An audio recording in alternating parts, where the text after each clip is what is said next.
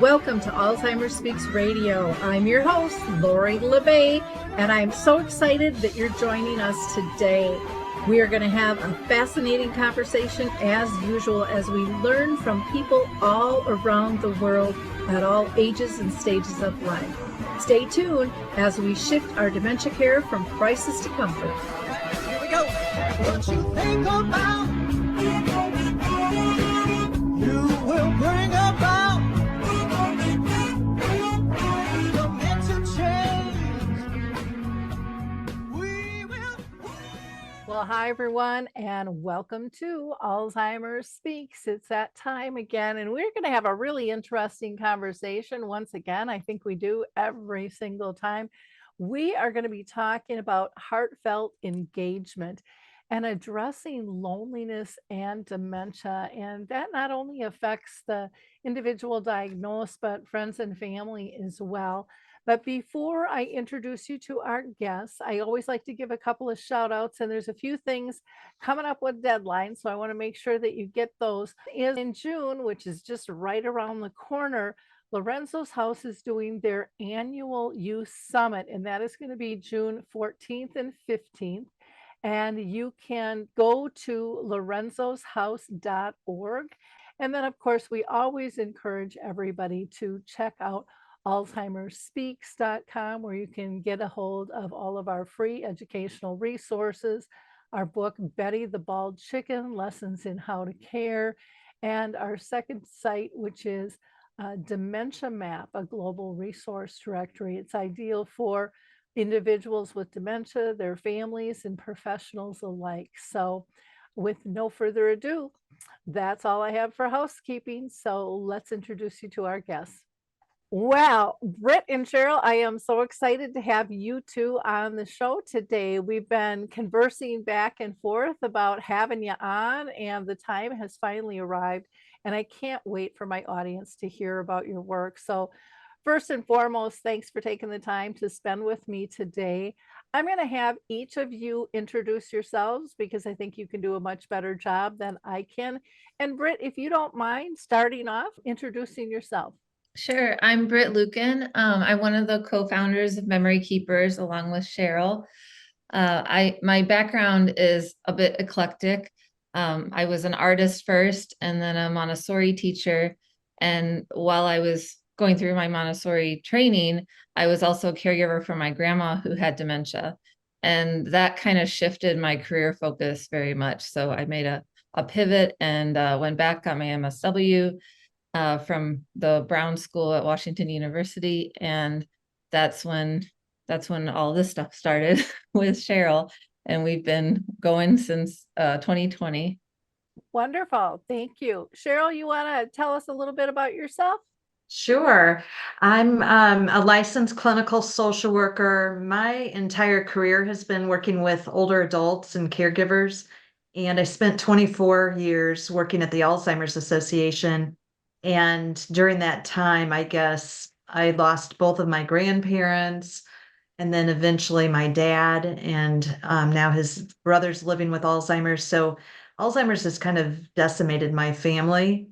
And that's led me to the work that I've done and also getting involved with research, being part of a longitudinal study for healthy subjects. But in my work at the Alzheimer's Association, I met Britt, and we decided that we would put our heads together and come up with a program that would help people living with dementia and improve their quality of life. Wonderful. I was going to ask you two how you met, so that was good. Now, Britt, did you have a lot of people in your family or circle of friends that were hit by dementia, like Cheryl? Yeah, my great grandma and my grandmother both had it. So, and then maybe her sister to some extent. But yeah, so it seemed to be a progression in the family. As if you get to a certain age, this is what happens. So, Okay. Was that on your mom or dad's side? on my mom's side. Okay. Has she been worried about that then, or you? I certainly am. And I think part of it is that I work with people every day who are affected by it. And so you see the reality and how much the families struggle through that and the people's dementia. And then seeing it the way it affected my family too, just how much the family really has to pull together and work for the care of this one person. Because, and of course that's what you do because you love them, and you wouldn't have it any other way. But it's a lot. It's a lot for any family to deal with. Yeah, it sure is. Cheryl, do you worry about it for yourself? I think about it. I try not to worry about it because I can't do anything necessarily, but I do think of it. And now that I've gone past the age of 60 and my brother is 2 years older and my sister's approaching 60, we're getting closer to an age where we're at a higher risk. And so, yes, we're all concerned about it and trying to adopt some lifestyle habits that maybe minimize our risk for developing the disease. I know my mom had it, lived with it for 30 years. She says her mom had it, but the rest of the family all thought it was cancer and the morphine that caused Oh, my okay. grandma's confusion. And I'll be 65 next month, so I'm kind of looking over my shoulder and thinking twice, when I forget a name or where I place something or whatever it might be, way more so than I did when I was younger. But like you guys, I try not to focus on it too much because you can't do a whole lot about it. And that depression can really cause you some significant worry. So there are some lifestyle choices.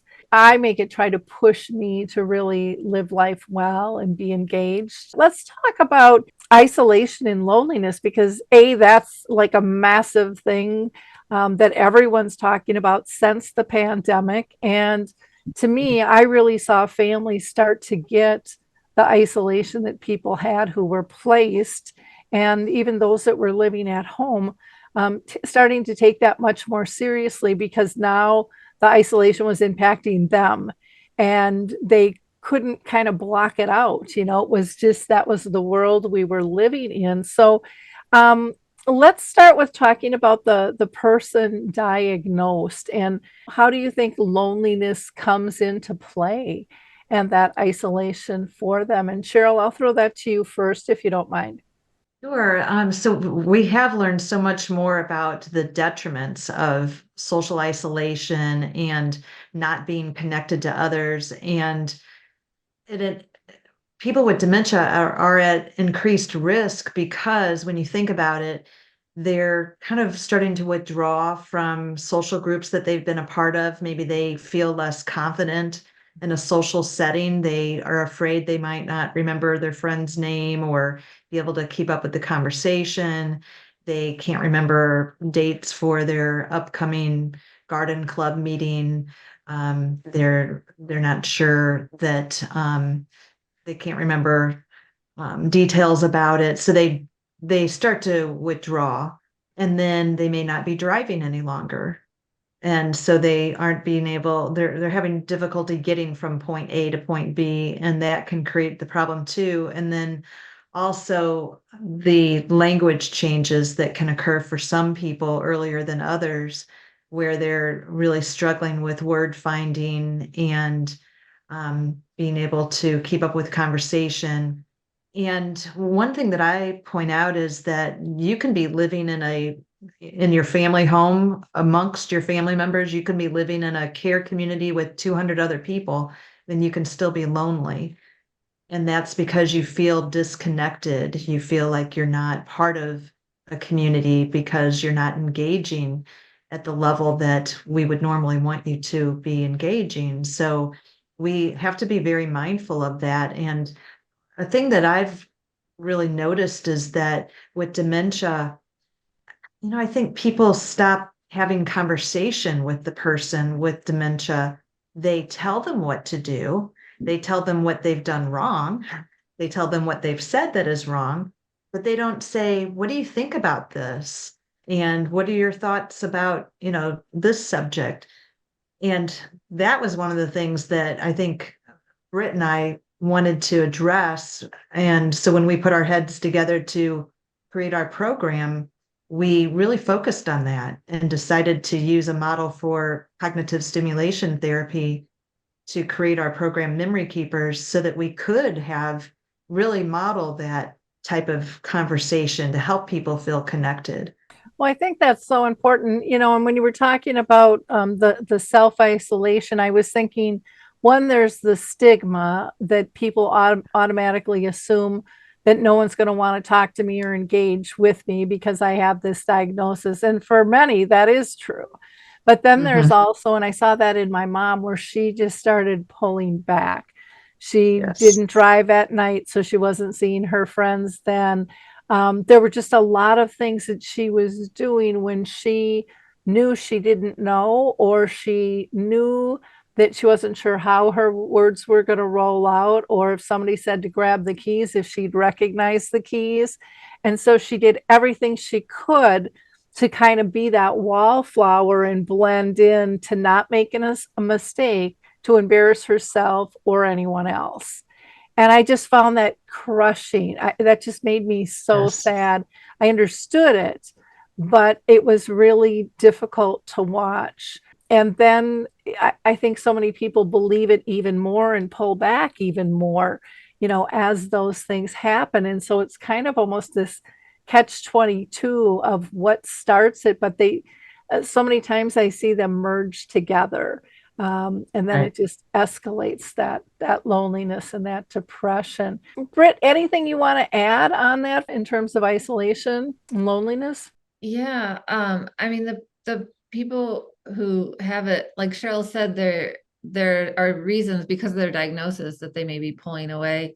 But it made me think of the pandemic and how people having taking these certain things away from their everyday lives really made a big impact. And it may have been a small thing, like I'm not driving to these events. I'm doing it on Zoom now.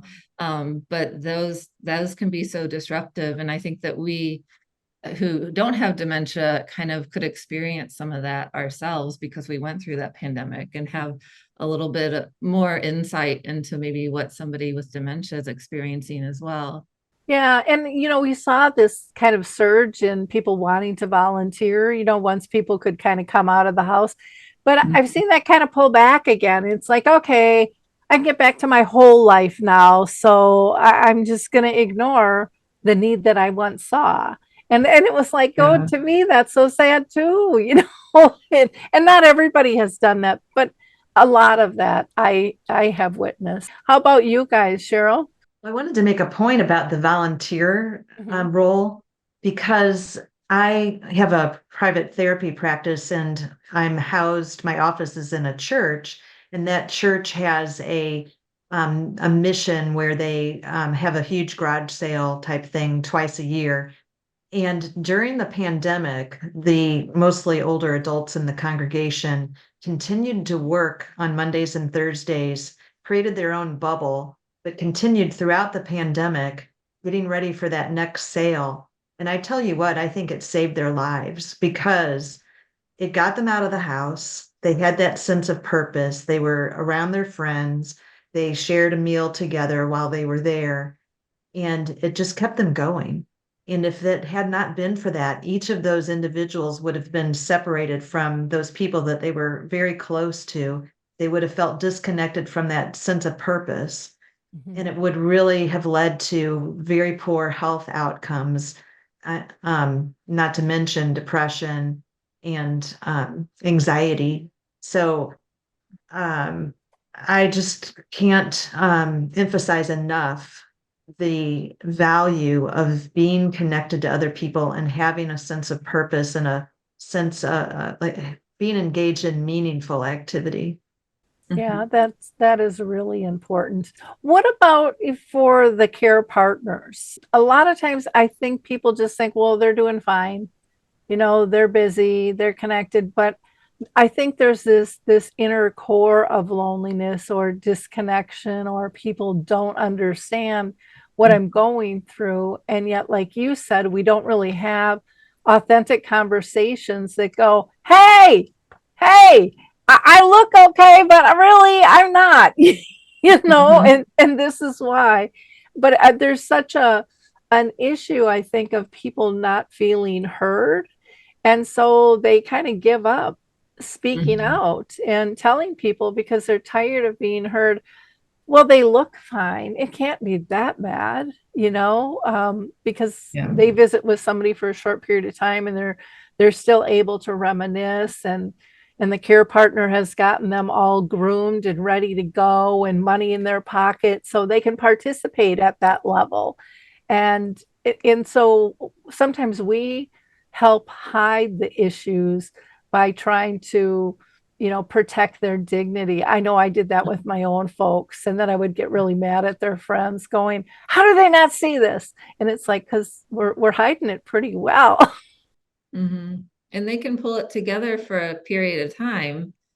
But it's the people who are day in and day out with them that notice. But we were just talking about, actually, it comes up on a regular basis in the support group. I do a caregiver support group. And it's all wives of men with dementia. And they say the same thing. They say often that the group is such a godsend because nobody else understands. And they say things that they couldn't possibly tell their friends. They couldn't confide in these things with their friends. It gets a little too real, but they're like, I can just say anything in this group. And they're like, got it. I know exactly what, they just understand it. No judgment. And not only no judgment, but they're right there with them. And they say repeatedly that there's just nobody else that you wouldn't understand if you haven't been through it, no matter how how caring your friend is and or family members and how much they want to help. It's just one of those things that if you're not in it, then it's just not the same. So having that support is so important for the caregivers to have each other. Well, and one of the things that I hear, and you guys probably witnessed this, and maybe you even felt this yourself, you're, working with the Alzheimer's Association, so you're really tied into it. But then it hits your family, and it's like, Mhm. oh, this is really different than what I thought it was, even though I'm Yeah. teaching on it, I'm supporting other people, I'm guiding them. But boy, I can't tell you how many times I've heard that from professionals that it is just very different once it hits your family and you're experiencing all the emotions, you're seeing the stigmas, you're seeing the disconnects, you're feeling the panic of trying to guide things and protect things and be in control. Did either of you experience that yourself? Go Yeah, ahead. you mentioned the emotion, and one of the things that I think benefited me when I was a caregiver for my grandma is that because I was a generation removed, I just had a little bit more distance than maybe my mother did. And so her experience with it was so different than mine because I didn't have that same emotional turmoil that I was going through, watching your mother go from somebody that you knew so well and this one person to a different person. And for me, I was just happy to have my grandma there. And I just wanted to make her experience as good as possible. And so I think for us, it worked because we had multiple people, there was that other person, me, who was that much removed and could help support. And then and again, it takes a village, takes the whole family and all these kind of different perspectives. Well, and I And appreciate you bringing up the different types of emotional experiences depending on who you are and how you're connected. Because I don't think most people look at that, and it's a massive impact on Mhm. how you're affected. Cheryl, you had a comment? yes, I agree with you because a lot of the work that I do in my therapy practice and just encountering the families that we work with memory keepers, they're the spouse, the partner, their experience is very different than the adult child and the grandchild. And so I haven't taken care of a spouse with dementia, but I've supported my grandparents and my father and my aunt, who is the caregiver for my mother, or I'm sorry, my aunt, who is the caregiver for my dad's brother, and even my mother-in-law. And I could detach. I could pull back, and that's my coping strategy. I just pull back. I become the family social worker, and I educate everybody and I model these good communication strategies and such. But yeah, there was still that kind of knife in the gut, sometimes that hurt of this is my dad and he doesn't recognize me now. but the spouse, there's a woman that I work with who, whenever I talk with her, she says, I'm just grieving the loss of this life partner. And she says all around her in the house are all these memories of the things that he cherished, and the things that they um, engaged in together. And now he's so removed from it. He can't relate at all. And she is stuck in this limbo land. Should I get rid of these things or do I keep them? He's still alive, but what do I do? She's feeling very lost and alone, and she's struggling with, wanting him to have the best care possible, but wanting it to end. She wants this to be over for him. And for her to say that out loud is really hard. Oh, yeah. Let's talk about, the things that people have to give up. You had mentioned, for a person with dementia, it might be driving. Can we give a couple other examples for the person with dementia? And then also what care partners are giving up as well. And Britt, do you want to take that? Yeah, the speaking of the care partners, they may be, if they are taking over the driving, then that's something that is added on their plate. And it kind of depends on the care partner and how much driving you need to do, but it's an extra thing. And with all the doctor's appointments and different things, and you want them to stay socially engaged, but that's not necessarily that's extra stuff, not respite time for the caregiver.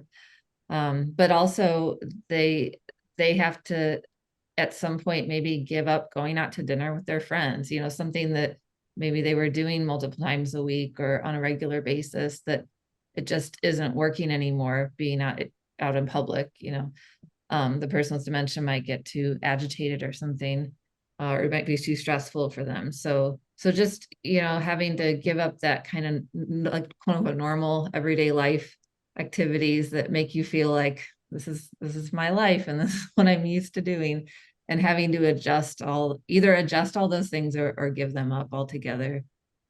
Yeah. Well, and like with the driving, it's not just the driving. Now you have to do the oil changes and the tire rotations and the Yeah. parts and the financing. And I know for our older elders, some women never drove. And so now Mhm. they're getting a license at 65 or 70 years old. I've seen that happen. Or they've Mhm. never touched the finances and they don't even know where the checkbook is, and having to step into that. So it can be not only additional roles that might sound like everyday tasks for all of us, but it might not be for those individuals, depending on how they carve things out, in Yeah. their own family, which is different. Cheryl, can you mention some other things that a person with dementia might have to give up or might decide to give up? Well, they're likely eventually going to be giving up the groups that they've been a part of, maybe groups of friends that get together regularly for lunch, or they give up that their role, their identity. They were the one who made the decisions in the family. They were the one who handled the finances. They were the breadwinner. They were the rock of the family. And now they're not able to fill that role. And so they oftentimes that can lead to some behavioral changes, because they're frustrated, they're anxious, they are fighting other people taking over those areas of life that they were responsible for. So that can create a conflict when the family or somebody else feels like they need to start stepping in, and the person with memory loss isn't ready to let go. And that can create some stress and consternation and some real tension. So everybody's kind of on unsettled ground trying to figure out, um, should I be stepping in now? How much autonomy, how much independence should we allow this person to still have? I try to encourage people to have conversations early, and let's talk about, in the future, if I'm no longer able to manage the finances, how are those going to be managed? Who's going to take that task over? Is it one of our adult children, or is it the spouse or partner? If I should have to give up driving, how am I going to get the places that I need to go? And the more that we encourage talking about that early, the better. But some people are going to fight that. And then we need to support the care partner and help them to recognize when this is a safety issue, when it's something that could cause a real detriment to them, financially or legally. Um, or if somebody's safety is at risk because they won't stop driving, then family members need to understand how to step in and kind of go around the individual with memory loss and their resistance. It's a really tough time if you, especially if you don't have those conversations ahead of time. And even if Right. you do, the person with dementia might be very specific of, this is when you take my keys away and I don't care how I behave. And then it's time to take the keys away and you're like reminding them, well, you told me this is the time. But they're like, no, I never would have said that. And so it's one of those things where you really have to almost rely on your gut. I've heard so many people say, if you're thinking it's time, it probably is, because most of us don't even allow that thought to come out physically Mm. until we're really, really worried about it, because it's such an uncomfortable conversation. And hopefully we'll be able to get society to talk more openly about this at a younger age. But those powers of attorney are there for a reason. It's because you have the cognitive abilities to make proper decisions for someone. But again, it's good to talk about their wants and needs for sure. Can you guys give some examples of, we always hear about meaningful engagement, and a lot of people, I think, look at that word as like, yeah, what does that really mean? We get along, we're doing fine. How would you define meaningful engagement? Cheryl, do you want to take that first, and then Britt can pop in too with that? Sure. So you see this as an example when somebody, especially the male breadwinner, that generation where that role was pretty much defined as the husband's job, and they retire and they've had no hobbies, no interests, and now they're home with nothing to do.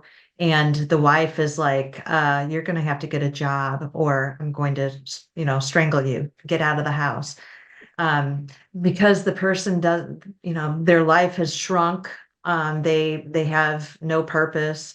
They just sit around watching television, and that's not healthy, and that leads to bickering and such. So then when you have dementia as part of the equation, then the person has difficulty planning what they'd like to do and executing that. They can't spontaneously think, I'm bored, I'd like to start a new hobby, or I'd like to plan a trip. They're not, they reach a point where they're just not even able to make that happen. So that shift it creates depression and anxiety, or leads to that. And so meaningful activity is having a purpose, having something that occupies you, that gives you joy and satisfaction, or where you feel like you're serving somebody else, or you're doing something that is contributing to society. And that is so important. Everybody wants to feel purposeful, everyone wants to be engaged, everyone wants a tribe. And for some reason, and this isn't just in dementia, but in healthcare in general, that is Mhm. not taken seriously. And it's like, it just makes my head want to explode, because it's the core of who we are as humans, in my mind. And I'm not a medical person, I'm not an academia. I'm just a daughter who got frustrated, dealing with the process of, why aren't we treating each other like people, in a holistic way? And we just get so focused on blaming everything on the disease. when, some of our personality traits have been long and strong all our lifetime, and it has nothing to do with the disease, but it's easy to blame that on. It's easy to say they're not capable anymore and just Mhm. give up on people. And I find that so sad. Britt, do you want to add anything to the meaningful engagement? Yes, I mean, what you say about it's that humanistic approach that is so needed in dementia care, and that's something that we don't necessarily have in this country, certainly. The way that elder care is set up and has been is just it's taken out that human quality. And as far as social engagement, that's such a protective factor for not only dementia but other diseases as well.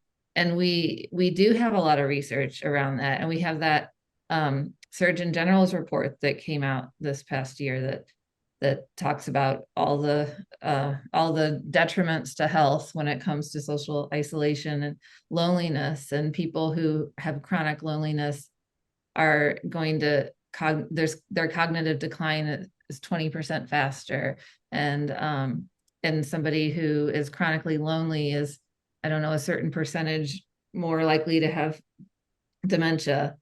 I don't remember the statistics, maybe Carol does, but we have plenty of numbers to throw out about what happens when somebody is chronically lonely or isolated and not getting that social engagement. And on the flip side, we have lots of really great health outcomes when people are socially active.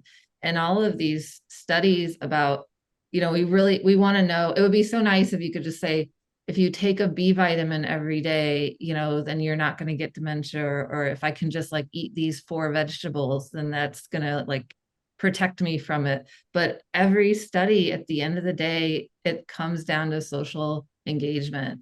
And the people who are they can be side by side. Everything is the same. They're eating dessert. They're walking every day. They're doing good and bad things. You're so so to speak. And the only thing that's different is the social engagement. So that's really interesting. And I think that we're finding more and more about it's coming at us more. There's more research, there's more news about it and publicity about it, but it's just so important for our Yeah. health. When you look at the blue zones and stuff, and Mhm. how old people are living and how happy they are because they meet in the town square every single day and they visit with their friends. They make Yeah. time for those things. And we are in such a busy, busy world. I mean, I hear of so many families where they don't talk to their kids that often because then I don't want to bother my kids because they're busy. They have their own lives. We used to have a family life. We used to have Mhm. a wider net, and it seems like everything has gotten very small. And then we wonder why people don't feel connected. This is just a critical conversation. We're going to take a quick break here. We're going to hear about QBlocks, which is just a fabulous webmaster. And I just want to give a plug to Twiddle. I don't know if you're familiar with them, but Twiddle is a sensory aid, and they have several different types. They're warm little muffs that can just really help people who are feeling a little antsy. And I don't think people always understand that sensory aids, how important they can be to bring calmness and maybe help with sundowning and things like that. They also have a product called Adapt Wrap, where people don't have to lift their arms up because mobility can become an issue, and they can't disrobe, which sometimes is an issue with people with dementia, because the snaps and stuff are in the back. And you can find their products by going to the number 4 and then twiddlesplural.com for more information. But let's hear from QBlocks, and then we'll be right back. I also want to introduce you all to QBlocks. They have been absolutely excellent to deal with. They have been in business for 18 years and they serve the globe. I can't say enough good things about this company. I've had a lot of bad experiences. I don't know about you with tech companies. They have made a very complicated process very easy. And their staff is so kind, so polite, so respectful to work with. And, when I am frustrated and ready to pull my hair out, they just smile and tell me everything's going to be okay. And they really are just on top of the communication, which alleviates so much stress as an owner when you're dealing with tech issues. You can get a 10% discount. Visit them at QBlocks, that's CUEBLOCKS.com, or you can email them at let's talk at qblocks.com. For that 10% discount, just put Lori, Lori, in the inquiry form. And again, I don't think you'll be disappointed. I surely haven't been. I can't rave enough about this company. And that's kind of rare these days. Ladies, I want to talk a little bit more about some resources that you guys have for our audience. I want to make sure that we touch base on these. You guys have a free guide. You offer some classes on your website, and then you have your Memory Keepers program itself. So let's start with the free guide. Okay, so this is our website. And there's a free guide. If you scroll down a little bit on the homepage, it's right here. You click on free guide, 7 ways to engage people with memory loss. And it just gives some ideas for activities that you can do at home. And it's really for a range of abilities as well. So we mostly work with people with mild to moderate dementia, but you can adapt some of these as well to make it more or less challenging depending on the need.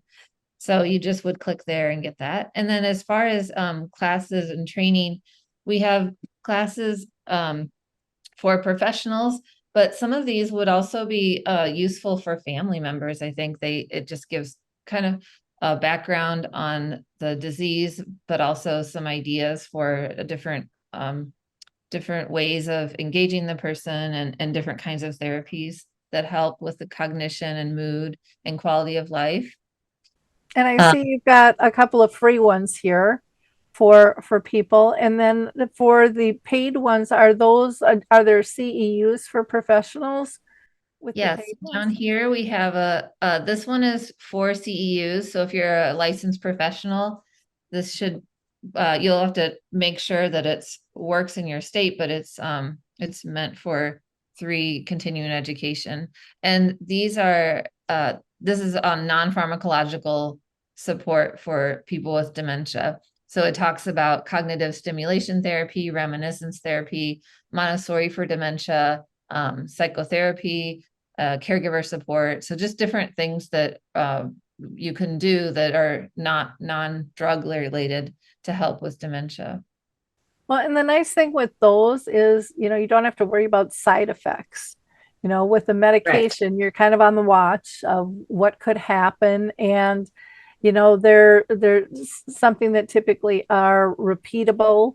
Some of them you can do for free. Some of them you might have to pay a fee for, but it varies. But it really, all of those things I think help you on an emotional level. And I think that is an area that we just don't address near as much as we should. And we hear, hand over fist these days about mental health, and yet we're not addressing it. We're not having open conversations. We're not allowing people to be honest. And we can't serve them if we don't have those places where people can speak openly. And so I'm thrilled to see that you guys are doing this. So thank you. There's Yeah. another course that's in development that is psychotherapy for people with memory loss. And we also talk about including the care partner. So that's a to be announced coming soon course that we'll be adding to our platter of options. Can you define psychotherapy? Because for some people, I mean, people can go in all different directions when they hear those 2 words put together. So can you define that for our audience? One, it's just a differentiation for one thing, but from physical therapy, occupational therapy, speech therapy, that sort of thing. But it gets to the psyche, and so mostly this type of psychotherapy that I do is really more like talk therapy, blending in some coaching, caregiver coaching, disease education, maybe implementing cognitive behavioral therapy, and even blending in cognitive stimulation therapy and reminiscence and life review. So it's I tell the clients that I work with, I'm not going to be doing deep psychoanalysis. Um, we may talk about childhood, but we're not going deep into that. That's not the role that I play. That's not my area of expertise. And if a person needs more specified therapy, like if they've dealt with a lot of trauma in their life, then I'm going to refer them to a person who's a specialist in that area. So within the field of psychotherapy, some therapists have extensive training and specialization in a particular modality. Because I think so often it's kind of like with dementia, you still have people fighting that word.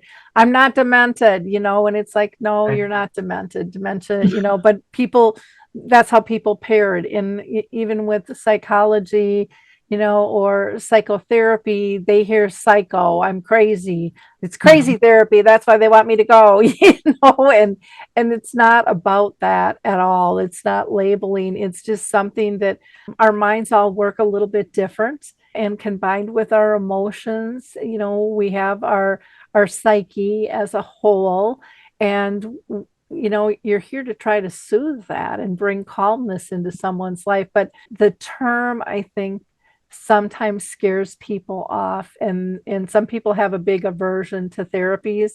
Others run towards it, and go maybe more than they even should, and rely on the therapist. So everyone's a little bit different, but I just wanted you to define that, because I have seen and heard that repeatedly with the verbiage of how somebody grew up and what that means to them. So thanks for defining that. Anything else you want to throw in on that, Britt? In addition to the psychotherapy, which is again is just talk therapy, so you can talk to someone, or we also, Cheryl and I both do coaching, so caregiver dementia coaching, we call it, and that's another. It's just you're kind of a guide for the person and a support for the person who's going through this monumental life change, and everybody kind of needs that. Everybody needs some support during this kind of journey anyway. So it doesn't have to be, so clinical. It could also just be somebody who's been through it before, and they're helping you along. I like that word guide. You're there to support. It's not lay on the couch. We're diving deep here, and Yeah. we still have some of those things in our head that we've seen on TV in terms of what it means and what it's like. And it's amazing. I mean, they have play therapy for kids, and I mean, it's endless what's there. But I just encourage people to try these things out, and like everything else in life, something might fit and something might not. But you're not going to know if you don't try. And all of these things that we're talking about today are really about trying to bring comfort into your life, especially when your life feels kind of scrambled and you're offset, you're off balance because of what is happening. I think you can find great comfort in the things we're discussing today, and trying to implement those in your own life. The other thing that I find is, I've heard some people say, well, a person with dementia really can't do therapy, because they can't follow, they can't do this and they can't do that. And then a lot of times I hear the care partner go, well, I don't have time. I can't break away to do this. What do you say to those excuses? Because to me, they are excuses in many ways. Sometimes as the disease progresses, yeah, this might not be applicable, but in many situations, I think it is. I think one of my best clients was a woman with early dementia who had had therapy before earlier in her life. So she kind of was very familiar with it. It was something that she'd turned to and found to be supportive, but she would come with this list of things to talk about. And she was really focused on solving problems. And she had moved in with her brother and sister-in-law, and her sister-in-law was a nurse. And just kind of by her personality and her training, she was used to sort of taking charge and being a caregiver. And my client wasn't ready for that. And so there was a lot of tension in the household, and the brother felt in the middle. And so I was able to really support her in coming up with strategies for how to live in that household with them and how to have a voice. And so I don't know if she was unique, because she's kind of been unique to me as far as the way that she would come so prepared for what she wanted to address, and that she was really focused on solving problems. But I see a lot of people with dementia who, well, I might start working with them before they're even diagnosed.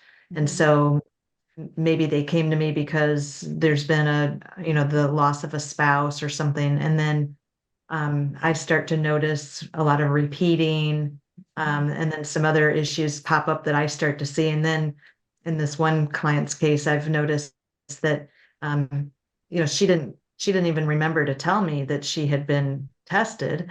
And then it came out eventually. And at that point, I asked her to include her family so that we could have some joint discussions. I think that's really important.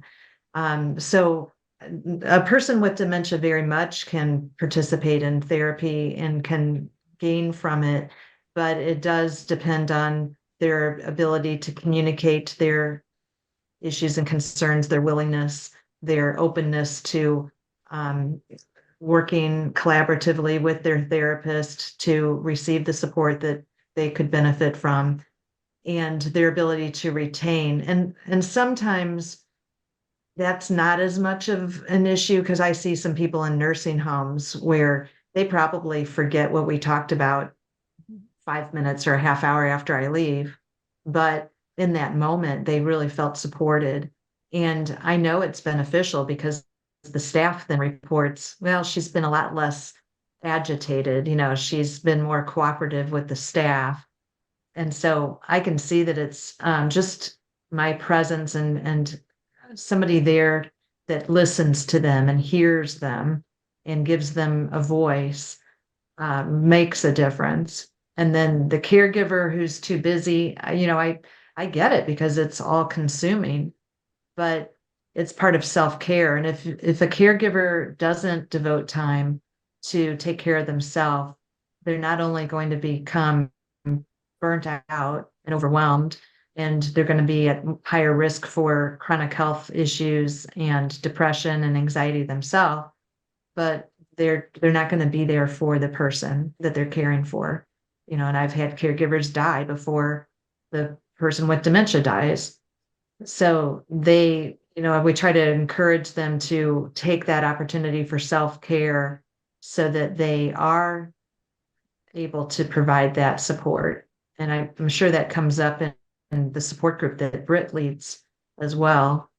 Yeah, the talk therapy, of course, is important, but also the peer support in the support group is so important, and that they just know that there's somebody else there who is going through the same thing that they are, and so they feel supported by that. And for someone with dementia, who's maybe not at the stage where they can do talk therapy, we do cognitive stimulation therapy with more of a range of people. And so they may not remember what we talked about from week to week, but they remember how they feel, and they're in a better mood the rest of that day. And they know that they have this group of friends, somewhere out there that they look forward to seeing every week. And they may not remember what day we meet, but they'll be asking their care partner, is today the day I go to that group? Is today that day? So, they're obviously taking something away and remembering something. So it is important. It becomes important to them. Yeah, they have a tribe, or, even when they're in psychotherapy, that one-on-one, someone's listening to me, they're paying Yeah. attention. I still have value, is what they're walking out the door thinking, because someone paid attention to me. And I think so often we don't realize how we push our elders aside and people with dementia aside without even really realizing that we're doing it.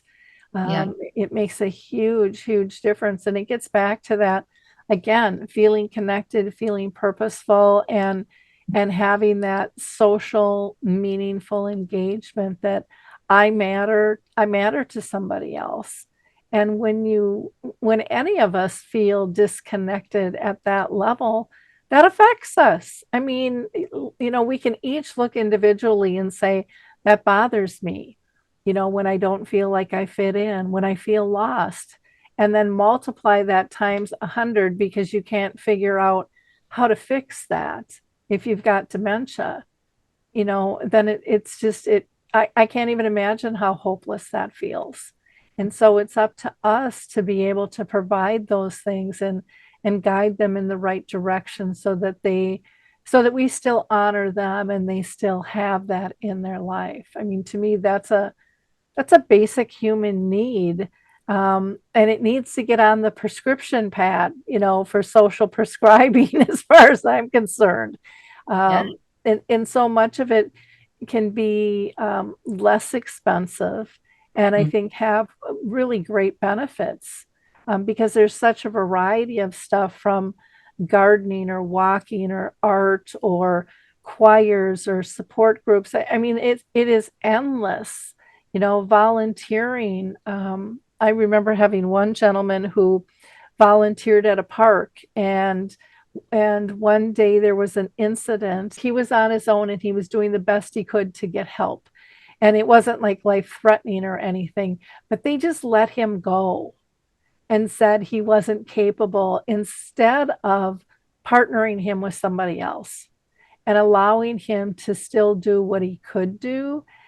We always look for the easy fixes instead of adding in that equation of human dignity and what somebody does still have to offer people. And I just think that that's a big mistake that we make as society, and would like to see those types of things change. So again, I appreciate all that you guys are doing to make a difference for people with dementia and their families, and just the tribe itself, of everybody dealing with this. I think the more we can have these conversations, the more we can make it comfortable for more people to have these conversations with or without us. And I just think that makes a massive, massive difference. Anything else that you guys want to talk about that we haven't so far? We'd love to talk about memory keepers a little bit and how Okay. that fulfills all of those kinds of ticks all the boxes, so to speak. Okay. It's a modified version of cognitive stimulation therapy, which has been well researched to show the benefit for people with mild to moderate dementia. But we also feel like it benefits older adults with depression and those who maybe are at risk for isolation, and also just older adults who want to stay cognitively fit. And so we put our heads together during the pandemic and said, what can we do to provide meaningful engagement for people with early dementia and improve their quality of life? And we both liked that intervention, CST. So we developed our program based on those principles and threw in principles of Montessori for dementia and life review and reminiscence. And we created it and started delivering it in 2020. And our program's been very successful, but we also knew that we could never serve everybody that we feel could benefit from it. So we packaged it and created a subscription-based turnkey program that other people can deliver. And we started getting the word out about it. We've got people in a couple different states using it. And we just had the opportunity to work with a doctoral student she's an occupational therapist, and she helped us pilot it and test it at a couple of adult day programs and in a care community, and in a nonprofit organization offered a in-person program. So it's very flexible and portable. It can be delivered online, which is what we do, or in person. It could be delivered in a group format or one-on-one. It's a potentially billable service for licensed professionals like social workers, occupational therapists, speech language pathologists. And so it's an intervention that works. And we had 2 groups today, and one of our guys in our group, if he said it once, he said it 4 times. These are my people. This is, we're all friends. We're here for each other. He just kept saying the words that we've been talking about for the past 50 minutes. And I said, well, we're going to just have to make you our spokesperson and take you on the road with us so he can be our testimonial. But we know it makes a difference. And we've had some people who started with us in 2020 who are still in our program. Mhm. I So can believe that. yeah, we think we're keeping people at home longer, and definitely also helping care partners see their loved one in a different way. Which is helpful because, sometimes when you turn that dark corner, it's hard to get out of the shadows, when you're Yes. feeling overwhelmed and burnt out and exhausted and stuff. Yeah. And it can just revive life, when you bring some light and love back into it, where people feel connected. It can make such a huge, huge difference. Now, can you share with us what a subscription runs for a family? Well, our program is built for professionals to use mostly, although families could use it too. But it's $199 a month, and then that's enough for 2 logins. So if you were doing a group, say you were at an adult day center, maybe you have 2 facilitators or even just 1, but you have 2 logins. And then that gives you access to 45 sessions, which is, if you're doing it every week, that's close to a year's worth of content. And that includes training for the facilitator. We do assessments on our clients. So we'll assess them at the beginning: mood, quality of life, cognition, and then we'll check in again at the end of a program and see, how things are going and what's changed. And so we provide all those materials. We've compiled kind of everything that we have used to deliver this program. We've packaged into one thing. So be it from emails and intake forms, flyers, training, kind of everything. So keeping it easy. That's nice. We want to keep it as easy as possible because we know that they're so busy. I mean, when you're in the helping field, you're kind of at capacity all the time. And this is an incredibly time-consuming intervention to provide. So this is just what we hope, and we think it makes a difference, and it's a really great intervention. And so we want to make sure that it gets out there.